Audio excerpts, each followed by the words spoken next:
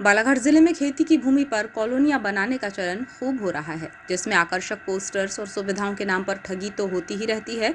लेकिन कटंगी क्षेत्र में दो भाइयों ने ऐसा कारनामा कर दिखाया जिससे लोगों को काफी हैरत हो रही है।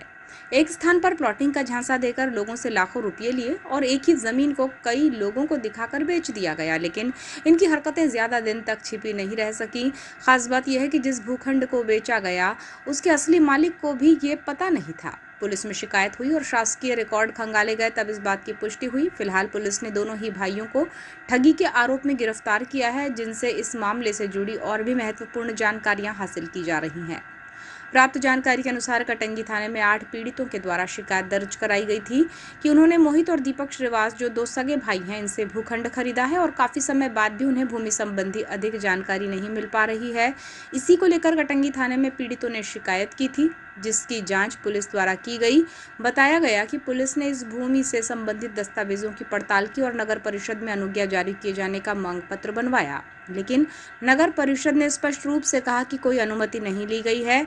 एसडीएम कार्यालय में डायवर्शन से जुड़ी जानकारी ली गई, तब भी वहां कोई भी रिकॉर्ड मौजूद नहीं था, जिस पर पुलिस को तथ्यों के आधार पर इन दोनों भाइयों द्वारा ठगी किए जाने का अंदेशा हुआ और जब जांच आगे बढ़ी तो सारी हकीकत सामने आ गई। जमीन की खरीदी बिक्री के नाम पर लोगों से लाखों की ठगी करने वाले दो सगे भाइयों को पुलिस ने गिरफ्तार किया है। इन पर आरोप है कि इन्होंने एक ही जमीन को कई लोगों को दिखाकर फर्जी सौदे किए और करीब 1.5 करोड़ रुपए से ज्यादा की ठगी की गई है। पीड़ितों में संदीप बोपचे, रहीम कुरैशी, आयशा खान और परवेज खान सहित कई लोग शामिल हैं, जिनसे दोनों भाइयों ने जमीन बेचने का सौदा किया था और लाखों रुपये लिए हैं। खास बात यह है कि जिस जमीन को दिखाकर बार बार ठगी की गई, उस खसरा नंबर की जमीन इनकी थी ही नहीं और उसका मालिक कोई और था। धोखाधड़ी किए जाने की जानकारी वास्तविक मालिक को भी नहीं थी।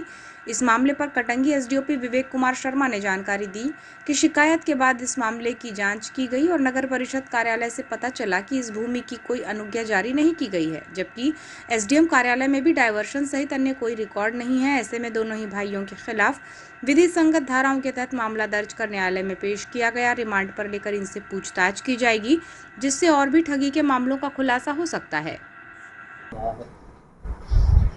थाना कटंगी में दो तीन जो थाना कटंगी के रहवासी हैं, परिजन, उनके द्वारा एक लेखी शिकायत दी गई थी कि थाना कटंगी क्षेत्र के अंतर्गत ही दो भाई हैं, उनके द्वारा साहब हमको जो प्लॉट दिखाया गया था वो प्लॉट वो हमें न देकर उन्होंने किसी और को बेच दिया। इस आवेदन की जांच हुई तो ये जांच में ये पाया गया कि जो प्लॉट उन्हें दिखाया गया था, अनावेदक जो उस समय जांच में थे उनके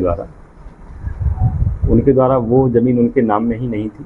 फिर भी उन्होंने एक एग्रीमेंट ऐसा बनाया कि वो ज़मीन मेरे भूस्वामित्व और कब्जे की है, जिसमें मैं कॉलोनी काट रहा हूँ और कॉलोनी काट के मैं आपको प्लाट आवंटित कर दूँगा।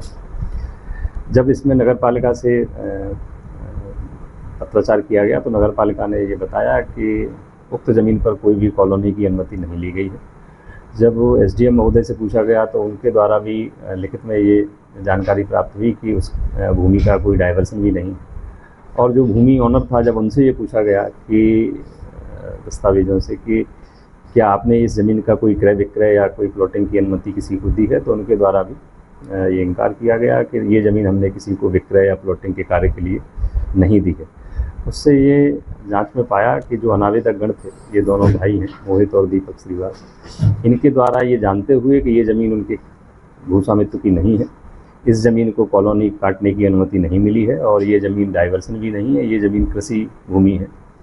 उसके बाद भी स्वयं की ज़मीन ना होते हुए भी दूसरे की ज़मीन पर बेईमानी से पैसे लेने की लालच से इन्होंने जो कटंगी के जो नागरिक हैं उनके साथ ठगी की। और जब जो दूसरा आवेदक आया उसको भी इन्होंने वही ज़मीन दिखाई जो ज़मीन पे पहले नागरिक से ठगी की थी। तो इस तरह भी इनकी जो जांच में 4 पीड़ित जो परिवार हैं वो सामने आए हैं, जिनको एक ही ज़मीन एक दूसरे की दिखाकर उनसे इन्होंने राशि हड़प ली है। और इन पे अभी संपूर्ण जांच में अपराध पंजीबद्ध किया गया है, जो बीएनएस की धारा 338, 336 और 318 है, इसमें प्रकरण पंजीबद्ध किया गया है। आरोपियों को अभी हिरासत में लिया गया है।